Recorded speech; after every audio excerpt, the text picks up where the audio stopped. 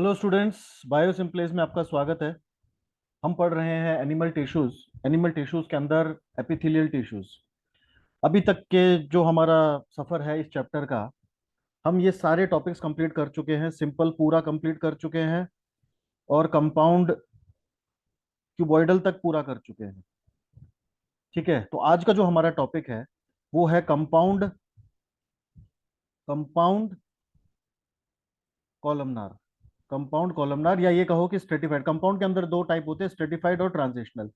तो कंपाउंड के अंदर का आज हम क्या करने वाले हैं, कॉलमनार या स्ट्रेटिफाइड कॉलमनार बोल सकते हो आप इसको। तो स्ट्रेटिफाइड ट्रांजिशनल में क्या फर्क है, पहले तो इसमें क्या होता है, ये स्ट्रेचेबल होती है, स्ट्रेटिफाइड नॉन स्ट्रेचेबल होते हैं। इसमें 4 से 5 लेयर होती हैं सेल्स की, इसमें 5 या 5 से ज्यादा हो सकती हैं। ये बेसिक डिफरेंस है। ठीक है, तो आगे हम बढ़ते हैं अपने वीडियो में, जिसमें हम पढ़ेंगे स्ट्रेटिफाइड कॉलमनार।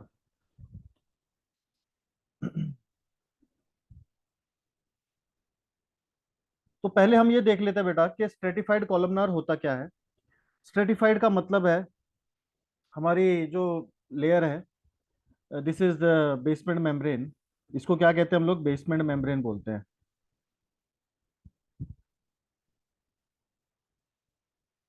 अब इसके ऊपर सबसे जो आउटर मोस्ट लेयर होगी, जो सबसे ऊपर की जो लेयर होगी वो होगी columnar. Top layer. Top layer कैसी होगी, कॉलमनार शेप होगी। और नीचे की कुछ भी हो सकती है, क्यूबॉइडल हो सकती है, कॉलमनार भी हो सकती है। ठीक है, पॉलीहेड्रल हो सकती है। तो मैंने आपको क्या बोला था कि स्ट्रेटिफाइड में कभी भी नीचे की लेयर मैटर नहीं करती, उनका क्या शेप है। जो टॉप लेयर है उसके शेप से ही पूरे एपिथेलियल टिश्यू को हम नाम देते हैं। अभी इसमें टॉप लेयर कौन सी है, कॉलमनार है। इसमें टॉप लेयर कौन सी है बेटा, ऊपर की लेयर कौन सी है, कॉलमनार शेप है, कॉलमनार सेल्स है।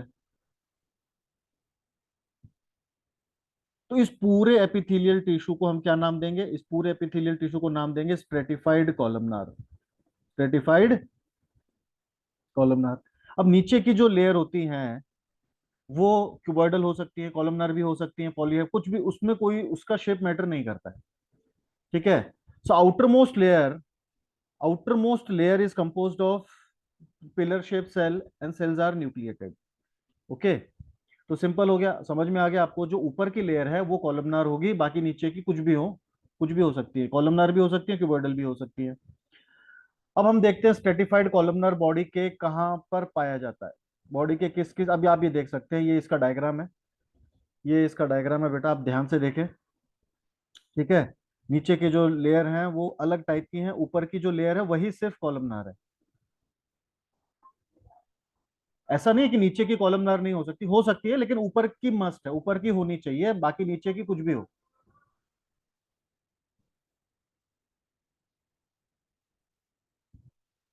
अब हम इनकी लोकेशंस देख लेते हैं बेटा, इनके एग्जांपल। अब स्ट्रेटिफाइड कॉलमनार दो टाइप के होते हैं।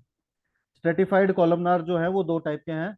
अगर फ्री सरफेस पे सीलिया है तो इसे कहेंगे सीलिएटेड, और अगर सीलिया नहीं है तो इसे कहेंगे नॉन सीलिएटेड। सब इतना तो समझ में आ ही गया होगा अभी तक। इस अगर आप यहाँ तक आए हैं, पहले के लेक्चर देखिए, मेरे सारे वीडियोस जो है सीक्वेंस में है, उनको मैंने नंबर दिए हुए हैं। आप उस नंबर से ही उनको देखिए, नंबर से ही उनको समझिए, पढ़िए, तभी आपको ये क्लियर होगा। बीच में से रैंडमली आप कोई लेक्चर लेंगे तो शायद आपको समझ में ना आए। ठीक है। तो अगर सीलिया है तो सीलिएटेड कहाँ पे होगा, सीलिया फ्री सरफेस पे। अगर फ्री सरफेस पे सीलिया है तो सीलिएटेड, और नहीं है तो नॉन सीलिएटेड। क्लियर। अब आते हैं एग्जाम्पल पे। सीलिएटेड स्ट्रेटिफाइड कॉलमनर एपिथेलियम कहाँ मिलेगा देखने के लिए, ये मिलता है हमको लैरिंग्स में, buccopharyngeal cavity of frog, upper part of soft palate. Soft palate. ठीक है, तो soft palate, buccopharyngeal cavity of frog और लैरिंग्स, ये तीन जगह ऐसी है जहां आपको क्या मिलेगा, stratified columnar ciliated. Stratified columnar ciliated epithelium मिलेगा आपको देखने के लिए। अब सीलिएटेड आप पहले लगा लो चाहे बाद में लगा लो, उससे ज्यादा कुछ फर्क पड़ता नहीं है। आप इसको स्ट्रेटिफाइड आप इसको सीलिएटेड स्ट्रेटिफाइड कॉलमनर बोल सकते हो, या स्ट्रेटिफाइड सीलिएटेड कॉलमनर बोल सकते हो, या स्ट्रेटिफाइड कॉलमनर सीलिएटेड बोल सकते हो। एक ही बात है इन सबका। ठीक है। इसमें हर वर्ड का अपना एक मीनिंग है। अब आते हैं नॉन सीलिएटेड। तो स्ट्रेटिफाइड कॉलमनर नॉन सीलिएटेड जो है, मतलब उसमें सीलिया प्रेजेंट नहीं है फ्री सरफेस पे, बाहर ऊपर अपाइकल लेयर में। अब इस ये कहाँ मिलेगा, एपिग्लॉटिस।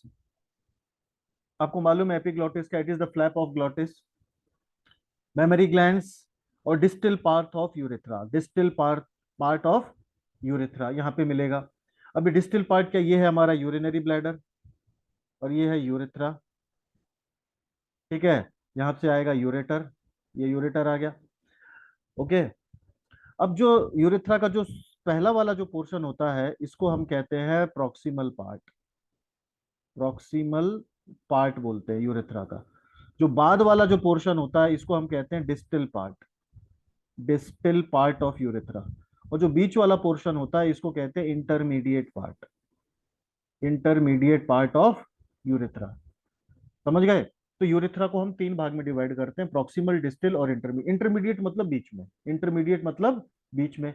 इसको आप सिंपल मिडल पार्ट भी कह सकते हो, middle part of urethra. Intermediate नहीं लिखना है तो आप इसको मिडल भी लिख सकते हो, ठीक है।